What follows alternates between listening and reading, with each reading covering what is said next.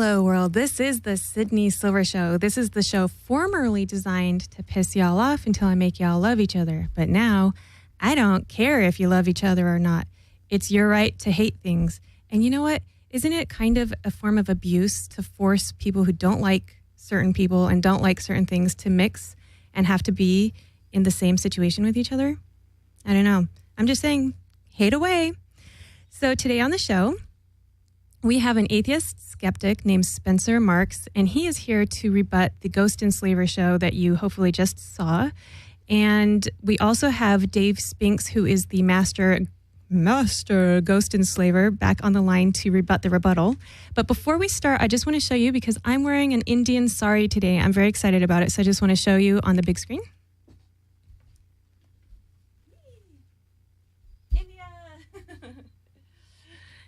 And not only that, but I'm wearing my yin-yang hands. So I am what I call the dots.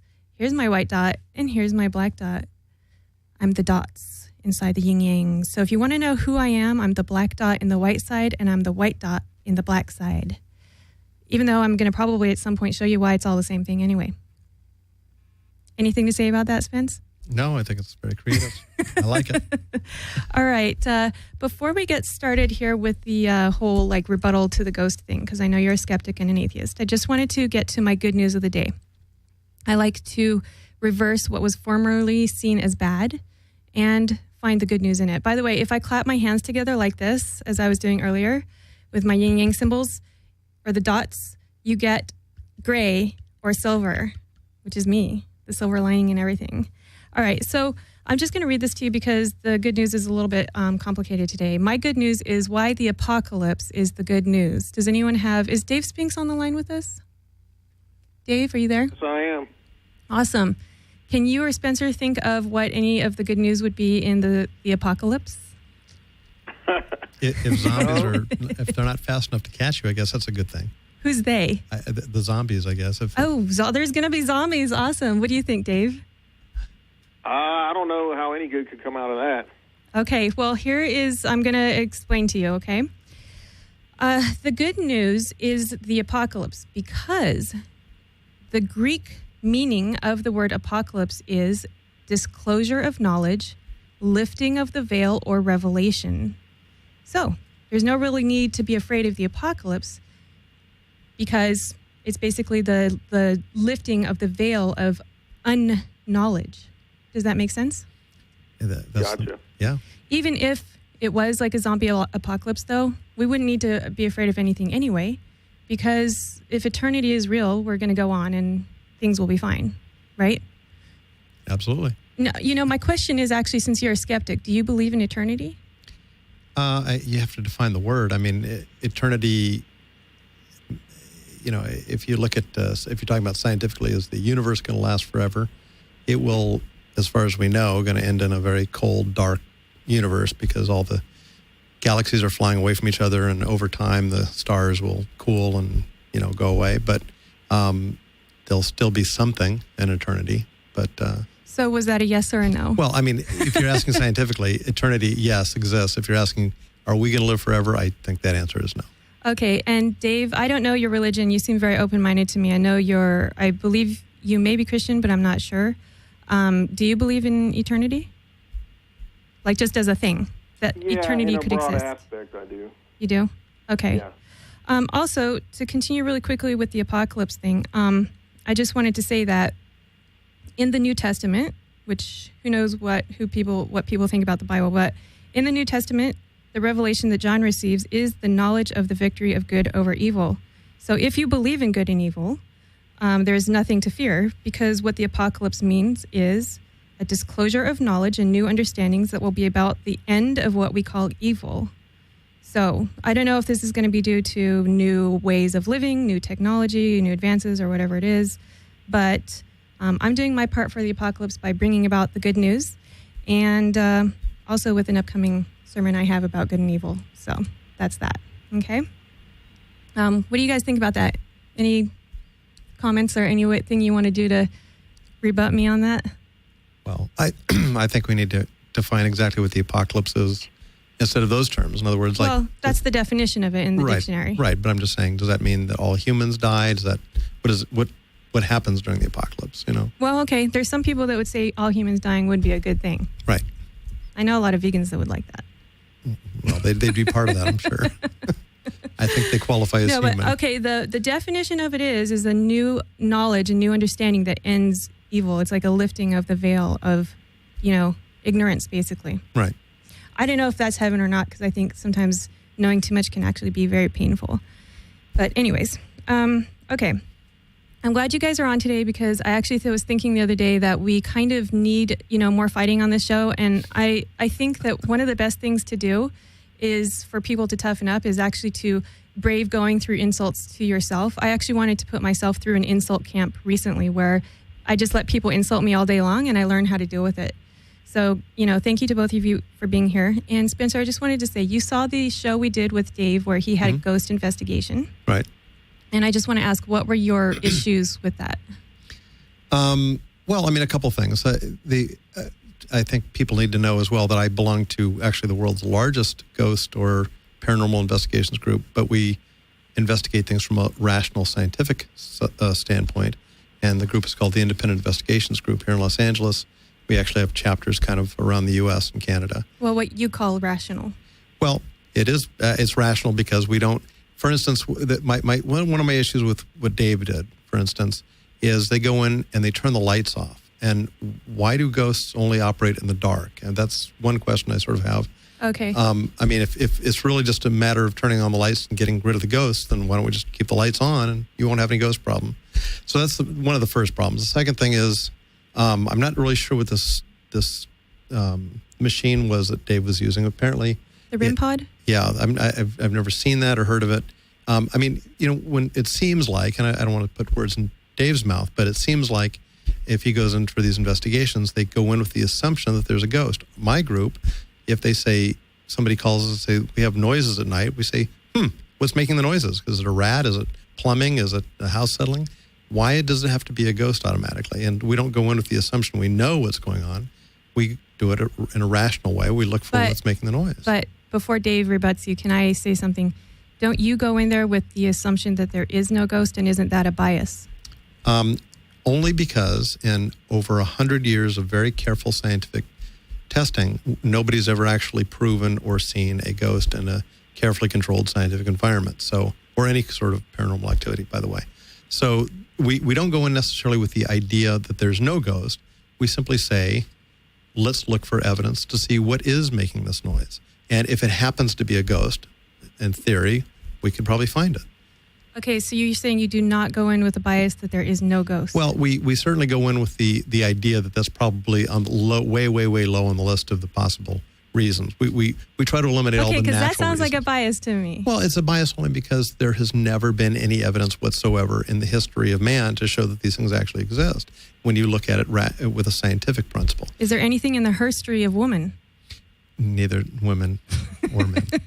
By the way, the word man comes from the Sanskrit manus or manush, means people or person, since already genetically new. Actually, the word man comes from the word woman. It's a shortened version of the word woman. Well, there you go. But I've always heard it was from manus or manush from the Sanskrit. Anyways, that's my opinion. So, Dave, we're already fighting over here. Do you like it?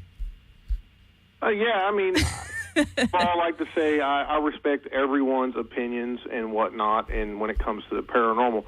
The definition of paranormal is, first of all, when you can't explain it scientifically, okay? That's what I do. I don't assume there's a ghost or an entity or what have you in any location. People call me and say, hey, I'm experiencing this, that, or the other, and I go in and use some of my techniques to try to either validate what they're saying or debunk it. And I believe Spencer said... He alluded to the fact that I always do it at night. Well, yeah. I'm sure he doesn't know me very well, and he's never seen all of my investigation. I also do them during the day.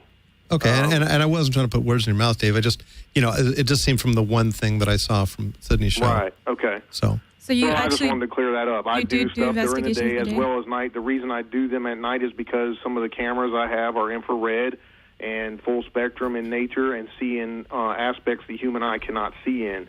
That's why I do them at night, hoping to maybe possibly catch something that the human eye cannot see with the infrared cameras and the full spectrum cameras. That's why I do them at night for the majority of my cases that I work on. Now, Dave, do you also have ultraviolet cameras? Yes, I do. Oh, got to do some UFO hunting with you someday. Yeah, sure. And I'm. But what do you have to say about his other things? What were? Well, I know a lot about electronics. That's what sort of my background, and I'm curious about what the RIM pod is. I've never seen or heard of this before. Oh yeah, there was something in your investigation, Dave, for the people that didn't see the first part of this show, which you should. There was something called a RIM pod, and it looked as if there was something non-physical touching it because you had to touch it to turn the lights on. Right. The RIM pod, if you guys don't know, I'll tell you a little bit about it. What it is it's a device that puts off an electromagnetic field around the antenna and around the device itself, and it's based off of a touch principle. If anything breaks that field, then it sets off bells and whistles, lights and audio to let you know something's breaking that field. Okay, so electronically we'd actually call that a Wheatstone bridge. It's a very highly sensitive. Same thing, Spencer. You're absolutely correct. Yeah. So, I used to build Wheatstone bridges from kits when I was a kid, So, I'm very familiar with what they are. And I assumed that was what it was, just looking at it. But, yeah, they're very, very, very sensitive. It's almost like an ultra-sensitive metal detector, like when you go walk along the beach and you move the metal detector along. Okay. So anything that moves, in this case, it doesn't even have to really be metal per se. It can be human skin. It's very sensitive to that sort of electromagnetic variation. So what are you saying? If somebody moves, it will go off? Or electromagnetic waves might activate it from an overhead airplane that keys a microphone. No, what about when he was moving his hand around it and it wasn't going off? It was like I can't remember the name. There used to be, Dave, maybe you know, there used to be an instrument, and a musical instrument, and they based it on this sort of Wheatstone bridge, and they would translate it to weird sort of ethereal sounds. And as you moved your hands around it, you'd literally play this instrument by how close you would get to the instrument without touching it. It would go, wee, woo. I'll let Dave respond because I already said, something. Yeah. Dave, do you have anything to say to that? Do you know the name of the instrument? I know what he's talking about, but I cannot, for the life of me, think of the name off the top of my head. It's kind of one of those weird names. Right, exactly. Yeah, I know what he's talking about. The reason I use that device, is because everything's a theory when it comes to paranormal investigating. Not everything can be measured scientifically. I don't care if you're using a flashlight or REM pod, whatever device you're using, okay? So, and that's my view on it, as far as that stuff goes. Well, we agree on that, but can the consciousness be scientifically measured? You have to define anything first. You have to define what you're measuring. Right. Any experiment starts with a conjecture. Like in my brain, my human consciousness, can it be measured scientifically? Again, you have to define what you're saying, your consciousness. Yeah, what does that mean? My awareness of existence. Well, it'd probably be very hard to it would be very, very hard to measure that outside of your own head, of course. But there's an old philosophy that says, I think, therefore I am, So if you're thinking, then for you, that's good enough proof that you are. Maybe I'm not. Well, for me, that's true. Maybe there's no proof of me. Perhaps I never existed here in the first place. But Dave said something very important, and I appreciate the fact, Dave, that you said, you can't really measure certain things scientifically. Well, but that's sort of the crux of the matter, because if something occurs in the natural world, you should be able to measure it scientifically. And if it's supernatural, that word means outside of nature. It means above nature, supernatural. And if something is truly supernatural, if it's outside of nature, how could we possibly see it or measure it or experience it in any way using a natural field like science? Dude, I'm just waiting for a big lightning bolt to come down and smack you right now. I think we're inside a well-protected building. So, okay. Sorry. Was there something there for Dave to rebut to? Well, no. I just had to tease you. I'm saying that basically what he's saying, in that you can't measure certain things, but if you can't, then it's outside the natural world. So what is even the discussion? If you can't measure it or really investigate it. It is true that there are things that exist just because we don't know it exists and we can't measure it yet. Like you know, what? Well, Name one thing. we don't know what they are yet. But You know, it's kind of right. like if you think about us like an ant, right? An Right. ant may have no awareness of an airplane and no way to measure it or even know that it exists, but it doesn't mean that the airplane doesn't exist. The airplane does exist. This is true. However, if the ant becomes sophisticated enough, it will eventually be able to understand what an airplane is by measurement or by observation. But the thing is, if you cannot measure these forces... So you're saying that nothing can exist? No, I'm not saying nothing can exist. I'm saying there's not even worth a discussion. If it's something that's literally not measurable, then what are we talking about? What's not measurable yet, because we might be like the ant. That's all I'm saying. Well, that's true, but that's just a matter of then better my processes. question is that REM pod is. It looks to me like he's waving his hands around it, and then he touches it and doesn't touch it, and he moves around it and he turns it on and off and he sets it down, and then it darn well looks like something, touches it when he's just standing there. Yeah, but that's what I'm saying. That. Wheatstone bridges are so sensitive that any electromagnetic disturbance within the building itself, an airplane overhead transmitting, it's got very, very, very tight tolerances. So what do you think about that, Dave? Well, that particular device, it's similar to what he's talking about, but it's not the exact same thing. It's built on different tolerances, and I show that by how it works in the videos that I do, by moving my hand back and forth around it and everything. Now, he is correct. Like, I have done tests with those particular devices, and I will key up a handheld radio, okay, and it will go off, but not all the time. Sometimes it will, sometimes it won't. But okay. In that particular home on that instance, there was no devices of that sort being utilized to set that device off. Did you showed in the video that you couldn't sense any electromagnetic fields in the air? I think I saw that in the video. Didn't you do that? Well, yeah, I always use another device called a Melmeter. It's a very sensitive device that does measure EMF in a particular area around the device. It's a handheld and you carry it around. Okay. Sometimes it matches up with the devices you're using. Sometimes it doesn't. But that, it's all baby steps, guys. I mean, that's what we're doing. We're like, to give an analogy, like you just said, we're the ants trying to figure out what happens after we die. If there's other entities, if there's actual, spirits out there with what people are seeing. I mean, there's just a whole. You could go on for weeks about this topic. Okay, really quickly before we get off the REM pod, because I want to get off the REM pod. Okay.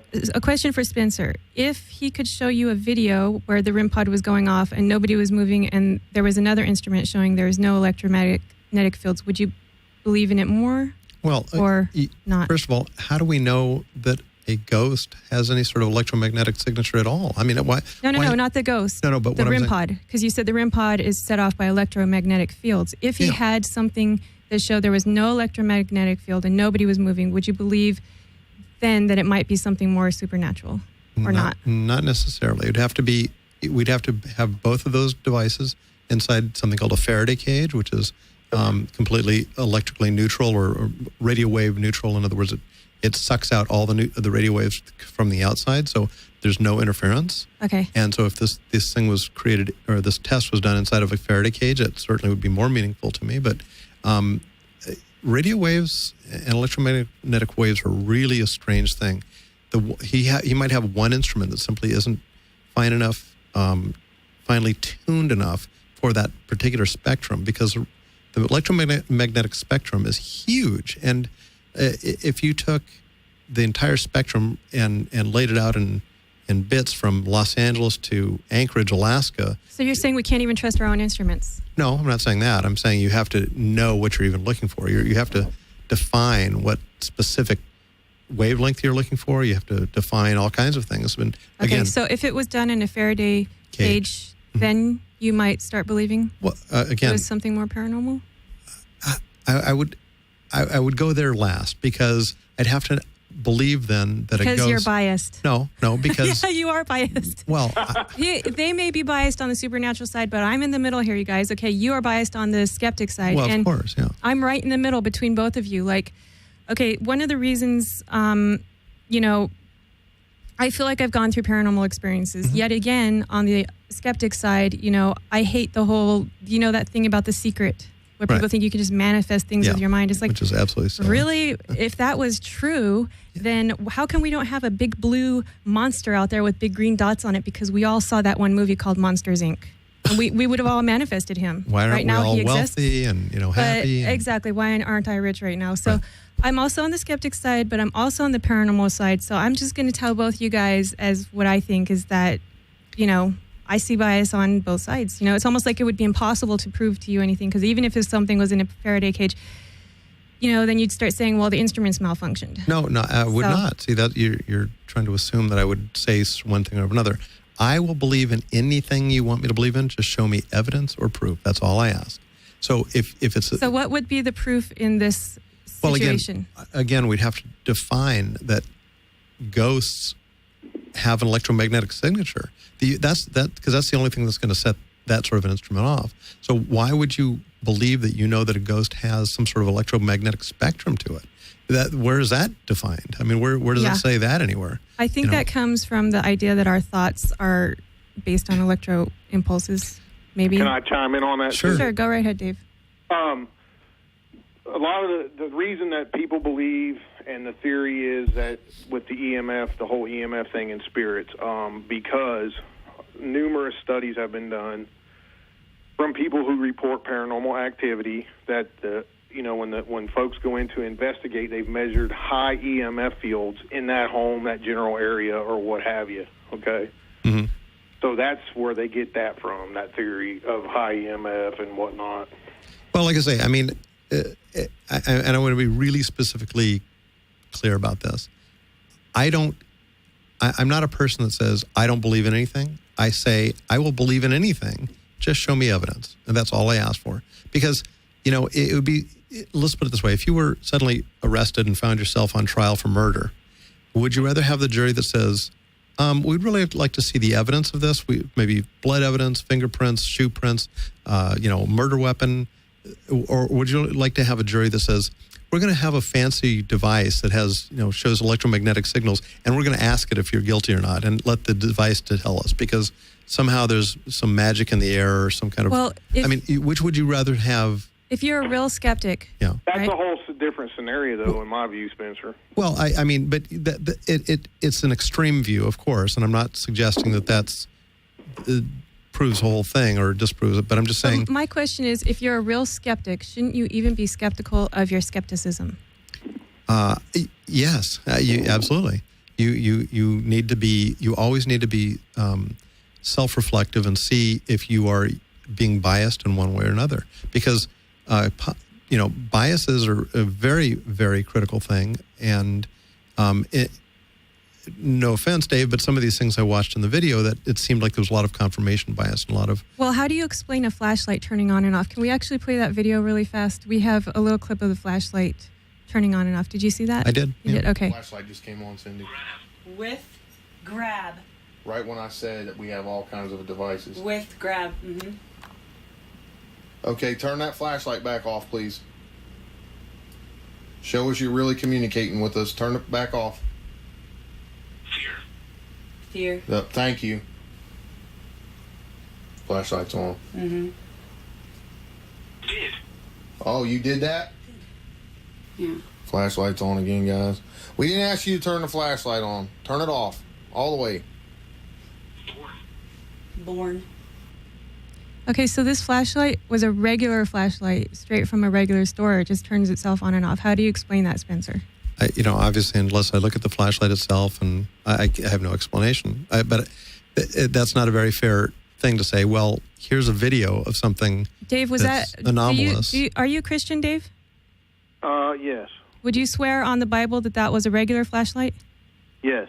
Well, and that's fine. I'm not suggesting Dave set something up to. I can fill in something that Spencer is wondering about. I can tell you that right now. Okay. The reason that a lot of people do not use the flashlights, okay? I use them on occasion. I don't use them all the time because they are not 100% accurate, okay? There is a spring loaded. When you twist the flashlight, you have it to where it's in between being on and off, okay? And there's a spring device in those particular type of flashlights. And so when this there's type a way twists to on, trick the flashlight. Right, the arc can jump and set the flashlight on. But what I look for when I do that, when I do use the flashlight, is I try to get an interaction going, okay? When there's no such thing as so many coincidences. When I say turn it on and it turns it on automatically right then and there, and I'd say turn it off and it turns it off, that's what I look for. I'm not saying it's definitely a spirit making that happen. Okay, so the flashlight was kind of tricked out to turn on and off? No, they're not tricked out. It's a standard flashlight. You can go buy one right now, and you can... It's just what happens is when you twist the base or the head, you bring a spring closer or farther from the contact point of the battery. And so he's saying he's balancing that right on that ragged edge. And you don't, it's just one of those things that you utilize when you're it's like different devices, and you compile it all together to say, hey, there could be something paranormal in this general area. But Dave, why don't you use a flashlight that has a positive switch? I've used many different types. And if you've used a flashlight switch on, switch off, and you've had positive results there? For instance, the ones that have the slide switch that are on the side and they go back and forth. Sure, like the old mag lights? Right. I've never had one of those go off, but I have had a push button one on the back go off before. Well, I mean, obviously that would be a very interesting result. I'd love to see something like that. Okay, well, you guys, you believe in atheism. That's your belief. That's not exactly the right way to say it. That is the right way to say it. No, you I don't believe in atheism. Everything is a belief because we don't know what we're doing here. Nobody knows for sure. Some things are a lack of belief. So everything here is a theory. Everything here is a theory, even atheism. Okay, but atheism is a lack of belief of something. It's not a belief. Which is a belief, a lack of a belief. It's still a way that you're believing. That's true. It's still something that you're thinking. Okay. Right? Okay, so you believe in atheism. He believes in Christianity. I just had something to kind of poke at Dave a little bit. Dave, let's just say, clearing aside the argument, was there a ghost, was there not a ghost? Okay. Your ghost or potential ghost said to you that it was, you said, where are you from or who brought you here or something like that, and it says God. Do you remember that? Well, and I think it was Cindy says, no, that's not true. And I was thinking in my head, but if God created everything and God is everything, then God created demons, ghosts, Lucifer, like everything. So actually it was telling you the truth. And I was wondering, why did you deny it, the ghost that? Well, that wasn't me that denied that. Oh, okay, that was Cindy?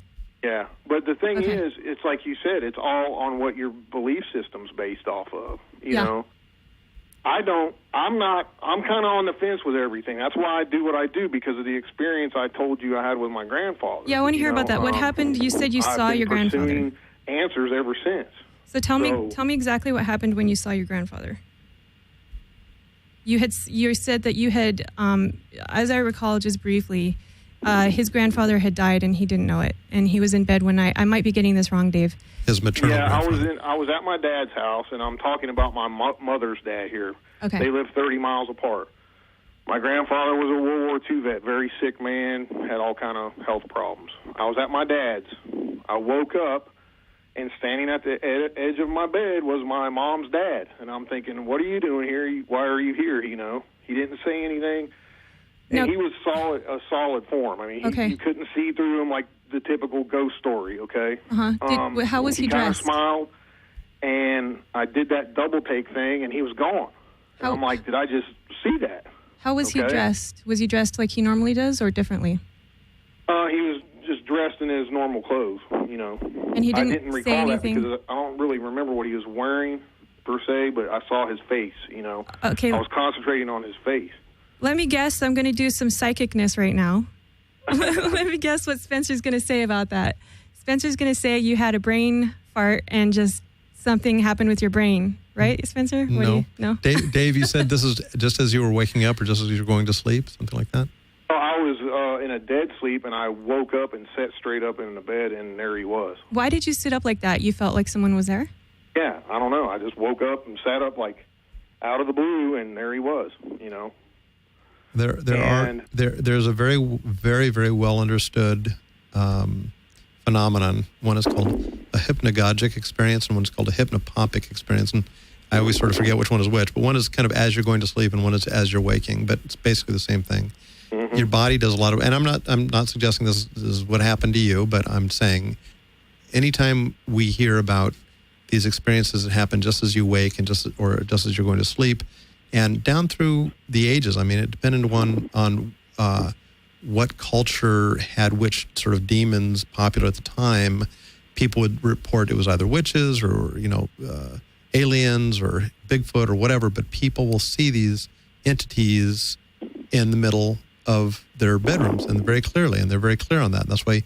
But it's very well understood. And like I say, I don't know that for a fact it was, but that's why I was asking you whether it was waking up. I want to say something that happened that you could probably call a coincidence. In my psychic vision, I think you're going to say it's a coincidence. I was, one time I couldn't sleep. I hadn't been to sleep or anything, and just all night until about 4 a.m. I was freaking out inside. I was sweating because I had this feeling that, one of my grandparents was going to die. I didn't know if it was my grandmother or my grandfather, but I just flipped out. Finally, at 4 a.m., I got up and I called my stepmother and I said, you need somebody, one of your parents is going to die. I don't know. You've got to go out there. I just feel like you have to go out there now. Mm-hmm. And they're going to die in about 2 weeks' time. And she started crying and she said, I've been having the same feeling, but I got to finish up this jewelry project. I'm working on it right now. And so we hung up the phone. The next morning I called her and I said, oh, I'm so sorry. I feel so stupid. That was dumb. It was 4 a.m. I must have been having some kind of, I was just a nightmare or something. Well, 2 weeks later, she said, okay, well, I have to stay here anyway for the jewelry project. 2 weeks later, my grandfather died.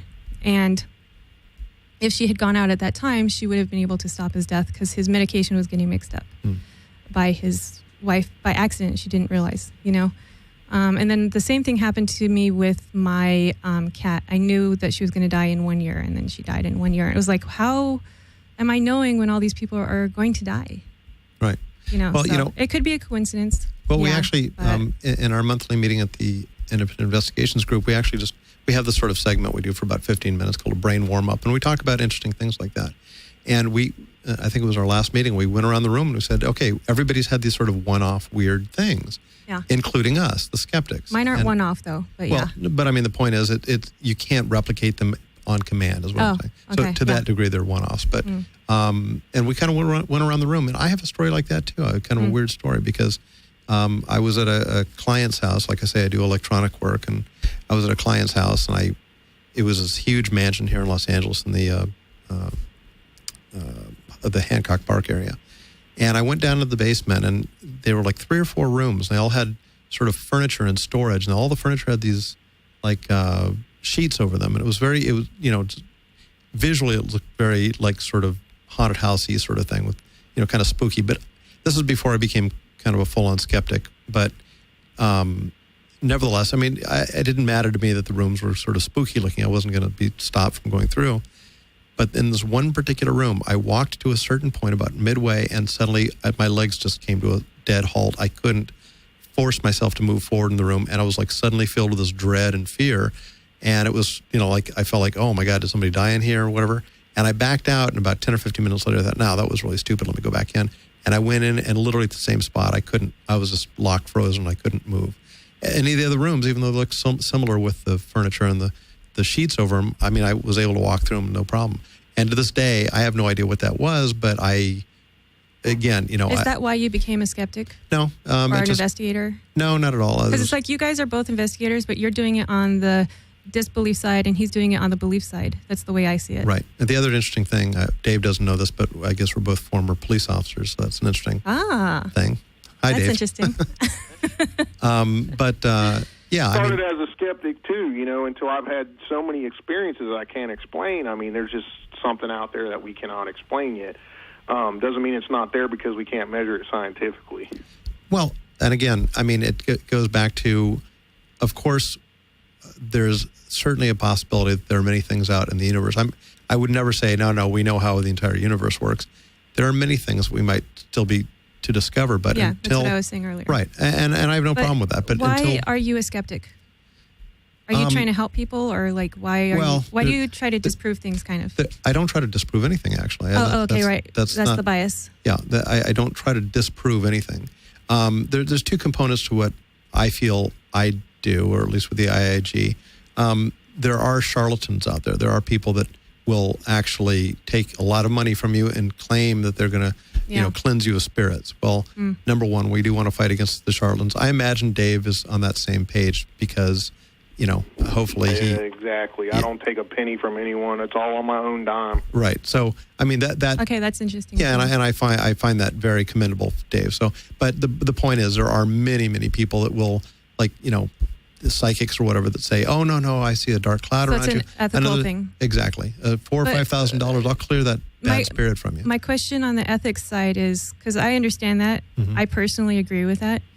But then there's also the other side that, science can be extremely unethical and very cruel. Of course. But the nice thing about science, or at least the ideal of science, is that it's self-correcting.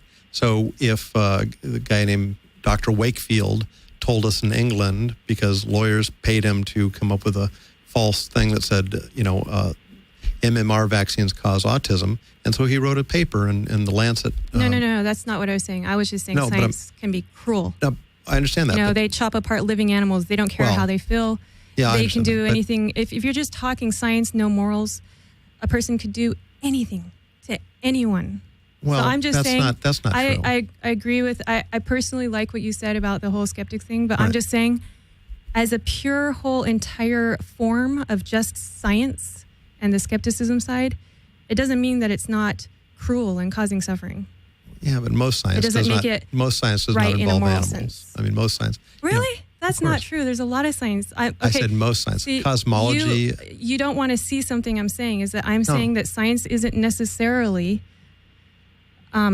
ethical, if you're talking about morals. But if you're talking about saving lives and you're talking about extracting some serum from an animal. Science has nothing to do with saving lives. That has to do with morality. Well, lots of serums and things. It's like a gun. You have a gun. How do you use the gun? Science is the same way. It's just a thing. And we put our morals onto it and our ethics onto it. That's very true. You see? Yeah. So. Okay, so you guys, really quickly, onto a slightly different topic. What's the time, please, Cheyenne? Okay, awesome. I might get back to this, but I just wanted to say something really quickly. Okay, this is my topic of the day. If you can see me on the screen. Okay, I have this little mask here, and I was actually at a party with Spencer, and I was wearing this mask. I wanted to wear the mask for my own reasons, but there was a dog at the party, right? A black dog. And he saw me. Which his name was Christ, by the way. Oh, his name was Christ. Awesome. So I was like, you should be loving me, Christ. He was started barking at me, and he got really angry at me. And he was just barking and barking. And I usually get along with dogs, but I had this mask on.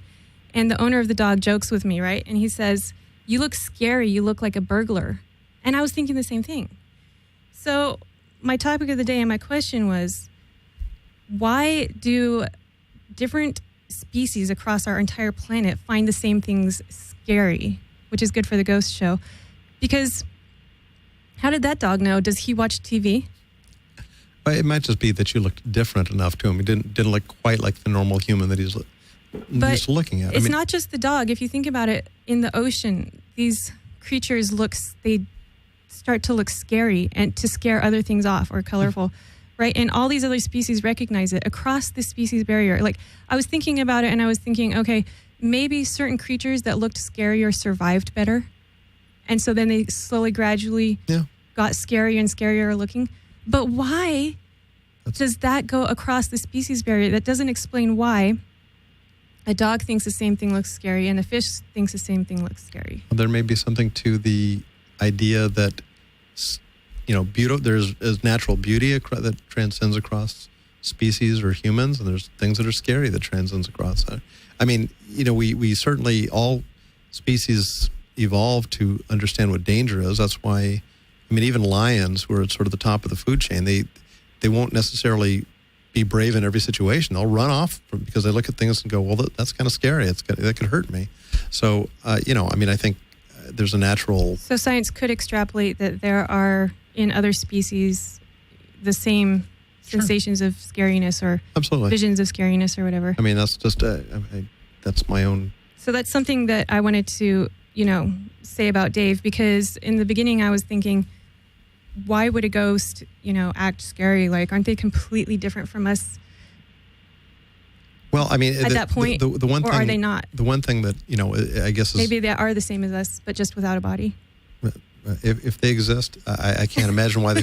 I mean, Casper the Friendly Ghost was Casper the Friendly Boy at some point, right? Before he died. So, I mean, I can't imagine why they'd be any different once they die. But all right. Well, Dave, did you want to add anything to this before I move on? I mean, if you think about it, if spirits do actually exist, if there's some resonance of that particular person that was a butthole when they were alive, maybe they're a butthole when they're dead. We don't know. I mean, that to me is... Butthole is a point of view, everyone. I just want to notate. but I agree with Dave on that point. I think, if such things do exist, then I don't understand why you would necessarily be any different when you... if that's really your spirit, your soul, then why would it be any different after you died, Okay, well, thank you so much for the debate, Dave. Really appreciate it. I'm going to continue on. Sure, of course. I'll let you know what's, post this up and let you know about it. It was very interesting. I don't know if I feel like, I feel like both, if you want to ask my opinion, nobody asked, but I'm going to just give it to you anyway. What is your opinion? My opinion is I felt both of you guys had some good points on both sides. Some of the things that Dave said, like his grandfather appearing in front of his eyes, I don't feel like you really explained that, Spencer. Oh, and I can't. Like I say, I can't explain one-off situations. The flashlight thing, I feel like Dave didn't, that it totally, I lost it on the flashlight thing. Now I don't believe in the flashlight. I feel like both of you guys had something on either side, and I'm still in the middle. That's because we're cops. You're cops. Are you playing good cop, bad cop on me, you guys? I'm the bad cop. He's the good cop. He's the bad cop? No, I'm the bad cop. Oh. You know that. Okay. All right. Well, thank you so much, Dave. You're welcome. If you want to stay on, you can. Yeah, and if you don't want to, nice talking to you, Dave. You too. Okay. So my next topic that I wanted to bring up really quickly before we have Kelly Kinsler, hopefully she has a little bit of time to come on and tell us some of her ghost stories, is I just wanted to talk about, first of all, I'm going to be black on my next show. On season 2 of the Sydney Silver Show, I want to be black. So like an African-American or African person, black girl. So that's going to be really interesting. I think I'm going to look very glamorous. So stay tuned for that. Also, I just wanted to say, if it bothers you, I don't really care, because darkness is when we regenerate. Our bodies replenish ourselves. And a lot of plants like to give out oxygen in the dark. And really, there's nothing to be afraid of with the dark. So, you know what? Get over it. You're just being a child. I understand that it can be scary in the dark because we can't see things and stuff like that, but end of story. I'm going to be black. All right. Now, I wanted to ask a question. This is going to be interesting. I actually wish we had left Dave on now, because this is something would be really cool if he was a Christian. Dave, if you're listening, please call back. Okay. My question was, do you think, because now we only have an atheist online to talk about this. Oh, no. Do you think that heaven could be hell and hell could be heaven? I mean, assuming that it was real, Spencer, because I know you don't believe in it. What do you think? Well, I mean, you've sort of put your finger on it. I think those are concepts that people came up with. I mean, hell is obviously because people didn't understand what volcanoes were, because the description of hell is, of course, sulfurous smell, brimstone and fire. People didn't understand what volcanoes were, so of course they started this concept that when you die, this is where you go, down below this thing. Okay, because actually a lot of slaves and subjugate guys, their concept of hell is a cushy pillow with a subjugate woman serving them. Well, so it doesn't come from volcanoes at all. No, but I'm saying the classical Christian concept of a hell. Okay, so here's what I was thinking. Heaven is hell if you have no suffering, because eventually you would just get really bored and have an extreme lack of experiences. I mean, I don't know how it could be hell when there's no suffering, but still, you would have no accomplishment. You'd have no struggle for anything, so you'd have no pride in yourself. You'd have, you wouldn't be achieving anything. There'd be a whole entire spectrum of experiences that you could not have in heaven without suffering. So what are you going to do? Get really bored because you could have anything you wanted at the snap of your fingers. So then I was like, wait a minute, heaven could really be hell. And especially if, your point of view that heaven is hell, maybe you don't like harps. maybe you don't like cushions, like I was saying, the BDSM guys, right? You know, I went to Catholic school for 3 years. I want to live in a cage and be treated like a dog, okay? Yeah, exactly. That's what they're saying. Okay, go ahead. With the right person, I'm sure. Yeah. Yeah. But I mean, I went to Catholic school, and this is something, obviously, that I was very inquisitive, and I asked the preacher that was giving the brother, I guess, giving the religion class. I said, well, you know, what actually do you experience in hell? And he actually said something that surprised me. He said, oh, you know, hell is actually all the nice things you'd ever want in your life. And I'm like, really? I thought it was like fire and all that. No. It's you know, you'd be very comfortable there and you'd live there. And I thought, wow, what a strange thing. But his point was heaven is so much more, is better somehow. Like, well, I mean, that goes on. Okay, so if hell, I was thinking hell could be heaven, because I said on another show, you know, we could be living successively harder lives if reincarnation is real, so that we can, or even just in this life, so that we can learn how to deal with suffering. Once you can learn how to deal with suffering and accept it, you start entering heaven, because nothing's bothering you anymore, but you still have the full spectrum of experiences that are here. So I was thinking, you know, hell could be heaven when you learn to accept and deal with suffering, because then you have all the experiences that you could have, such as accomplishment, pride, endings and beginnings, achievement, even suffering, all those things that you couldn't have in heaven. And then I was thinking, wait a minute. This could be heaven, and it could also be hell. It could be an extension. I mean, talking to the religious people right now, because I know you're rolling your eyes in the back of your head. But anyways, I was thinking that, you know, in something like hell, the only difference might be that we had forgotten that God exists, or we didn't think that it did, or we didn't know how to deal with the suffering. So that was my thought of the day, is that it's quite possible, if you are religious, that heaven is hell and hell is heaven. Did that make any sense? Or am I like going off my rocker with trying to explain this? you know, if those places do exist, then certainly there's a lot of problems with the Christian concept of them. So, well, what certain people call Christian, because I'm a Christian, right? In one part of my being, I'm also agnostic, and I'm a lot of other things. I'm also an atheist, but my Christian side says this stuff, whereas other Christians don't. Right. You know, and I go ahead with the whole thing that Jesus is Lucifer, because that's what he says he is in the Bible, and a lot of people don't like that call themselves Christians. So when you say the word Christian, all I can hear is what gets called Christian, right? Or what a lot of people call Christian. There's so many variations on Christianity. Okay. We have someone on the phone, Kelly Kinsler. Kelly, we only have a few minutes left. I am so sorry, my dear. I wanted to have more time with you. We do have a skeptic in the studio, so don't be frightened. Okay. Oh, I'm not. I've been listening to him. Okay. Can you just give us your best ghost story? We have about 10 minutes. You had a picture of a house. Was there some experience you had yourself in this house? Yes. I had... Susan's house? My grandmother was friends with the lady that owned that house. Her name was Mrs. Fort. And I knew her as a child. Well, when she died, her house laid empty for a long time. And a friend of mine, her and her mother and her children had moved in. And we all went to school together. So when it got to the point where they were starting to renovate the inside of the house, things were going on. You could hear bumps or scratches on the walls, or you could smell things cooking in the kitchen. And then it was a 3-story house, and it was around when the Civil War was there. It was built before the railroad went through. And there was hidden rooms back in this house. And she found a whole bunch of, like, Civil War memorabilia in, like, some of the first Playboy magazines that came out. She said it was, like, all garbage, and she just threw it away and burned it in the backyard. And we found wooden legs in the walls, but we had cleaned up the attic area, and we were there sleeping, and Mrs. Fort, she would always come around and check on the kids to make sure that they were okay, and she'd bend over the bed and look at you and pat you on the head and go out the door and go to the next room. So you actually saw this ghost with your eyes? Oh, yeah. Yeah, she came up to the attic. Was it transparent? No, well, kind of, sort of.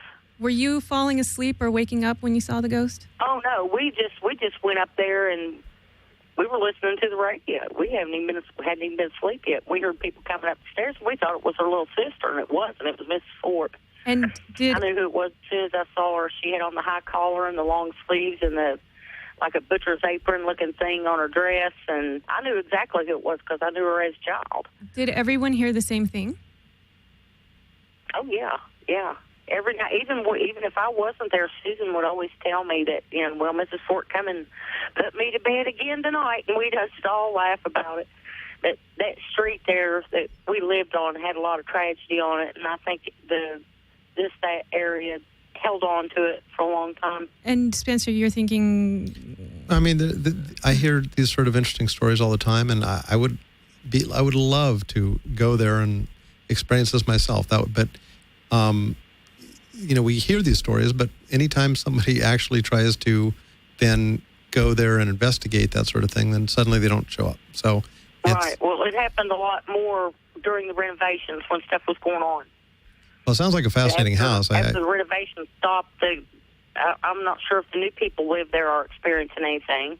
Their name is First, and then they're the next. That'd be the fourth owner of that house since it had been built. So okay, one time I don't know if they're experiencing anything or not. One time, everyone in my house, my guests at my house, and I were hearing things on our roof. One sounded like a little boy bouncing a ball. One sounded like a woman's footsteps. We could hear her high heels and her trousers. We could hear a man with no shoes on. I thought it was an alien the first time I heard it. I was really scared. Oh, yeah.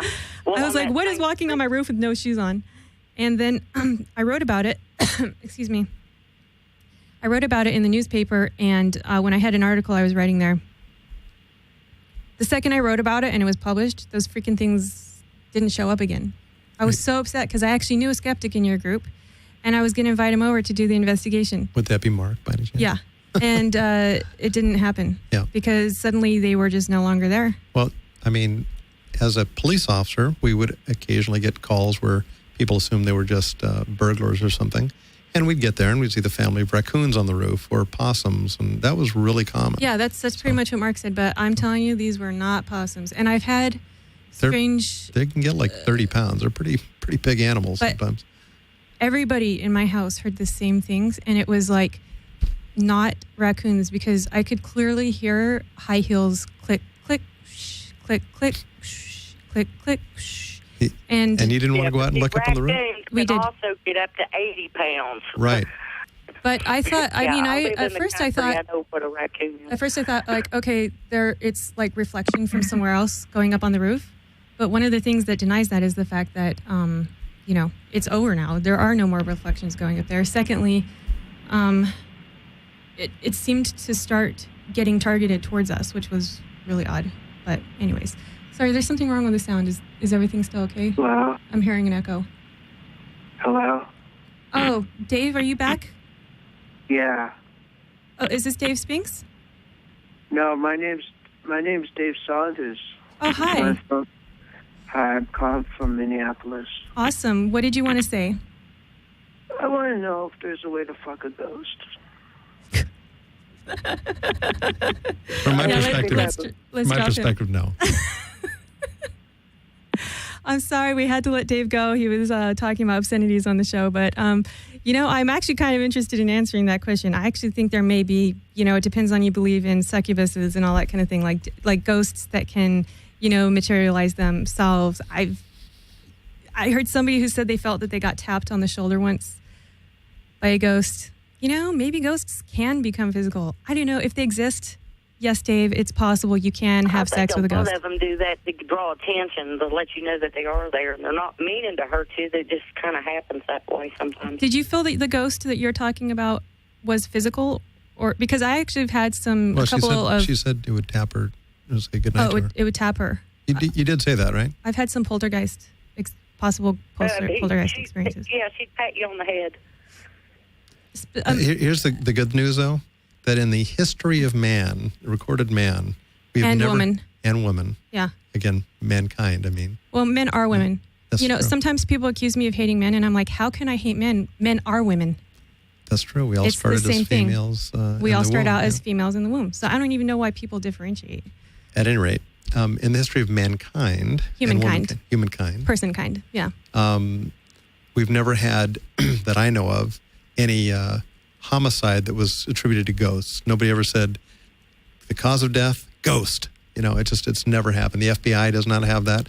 As a police officer, I investigated a couple hundred homicides. I never saw one that was, ghost related. And as far as I know, there's never been a... There are unsolved mysteries, though. That's true, but nobody's ever said, gosh darn it, this is a ghost-related homicide. And so I think we should all take heart in the knowledge. Well, that's good for Dave from Minneapolis, because now he Exactly. can have sex with the ghost, and he's not going to be killed by the ghost. Exactly. That was quite a quirky call. I actually really liked it. So I have had what I feel are poltergeist experiences, okay? I walked into a house one time. I was a teenager, and it was a girl named Dolores. I'll never forget. All the freaking doors and cupboards in the kitchen started opening and closing, and things were rattling, and I was like, oh my gosh. And she just turned to me with tears in her eyes, and she's like, there's something in here. We have to get out of here. She hated her house. That was the first poltergeist experience I ever had, possible poltergeist experience. And from then on, I've had one other one that could possibly be a poltergeist experience. When I was cleaning houses in a retirement village in Connecticut, that was my job. I worked with my mom in the summers, and I cleaned houses. So I still can't really explain it in my mind. Again, I'm on the fence. Kelly, did you have any other ghost stories you wanted to tell us really quickly? Like a really juicy one? Who, me? Yeah. Oh, okay. My grandmother, she was kind of a creepy little old lady, but she kind of had visions and things, and she lived in a house by herself. She slept on a couch downstairs. Well, we lived in the house out back. She called my dad and said, there's somebody in my house. So me and Dad and Mom, we all run in there, and we're looking in there, all the rooms and everything. We didn't see anybody. She says, I'm telling you, there was a man standing over me, and he had a shovel over his shoulder, and he looked at me and shook his head no and turned around and walked out the back side of the house. Well, we kept looking and looking and looking. I mean, all her windows and everything were completely shut. I mean, if she was in a fire, there was no way we'd ever be able to get her out. Well, the next day, she swore to it, so we had to stay up with her all night, because this man was in our house. The next day, our next-door neighbor was found dead. And she said that death come knocking, and he was in the wrong house. Holy crap, holy. That's kind of a crazy story. Yeah. And what? She believed it. She said that death come looking, and he was in the wrong house. She swore to that till the day she died. And I'm sorry, what did the death figure look like? She said he kind of looked like a coal miner. A coal miner. Okay. With a hat on and a shovel over his shoulder, and bib overalls and work boots. Maybe it wasn't death. If it was a ghost, maybe he just scared the other person. Well, whoever it was, they had a heart the attack. Neighbor. It was what? I said, whoever it was, it took the neighbor. Wow, that's craziness. Okay. Yeah. Really There's fast. a lot of on that street. We are winding up. Thank you so much for your a couple of your ghost stories, Kelly. I know you've got a ton of them, and I'm sorry we had to really kind of ran over time on the other show. Oh, you're welcome, dear. I wanted to say really fast, you don't have to go yet, health help for today. Just wanted to let everyone know that I found out that UV light can kill germs. So it can kill viruses and it can kill bacteria. So I thought that was really amazing. Something we can use for our houses that might be a little bit safer than chemicals. I don't know. I know Monsanto's going to kill me right now. But I'm just saying, it might also be used in the future for a way to cure diseases and things like that. So I just wanted to... You never know, something really simple could cure anything. We're trying the hard route, and it just might be something so simple they can't even think about it. Uh-huh. Exactly. And it could be something from the old knowledge, the witch days, and all the herbal remedies that people didn't had. live thousands of years without some type of knowledge until now. I mean, they use tree barks and things for aspirins and plants to cure people, and now we're chemically dependent on pharmaceuticals, and we're not using nature's bounty that's out there that the Lord give us to use to heal each other, and we'd rather go take a pill. I love it, Kelly. I'm right there with you. I'm always trying to find natural cures, Yes. Nothing to be said against... It'd be a lot cheaper. The harder drugs that we might need as a last recourse, but I personally feel it should be last recourse, not a first recourse. So, all right. Thank you so much. Spencer, thank you for taking the our ribbing and also for, defending the side of, non-scams and things like that so that people don't get scammed. And I want to say to Dave Spinks, thank you for having been on our show. Kelly, thank you so much. And You're welcome, Sydney. all right, girl. Thank you for having me. We will, of course. All right, everybody. This has been the Sydney Silver Show. Go to sydneysilvershow.com. Check out our guests and see more episodes. Bye-bye, everyone. Yin yang symbol. Yin yang.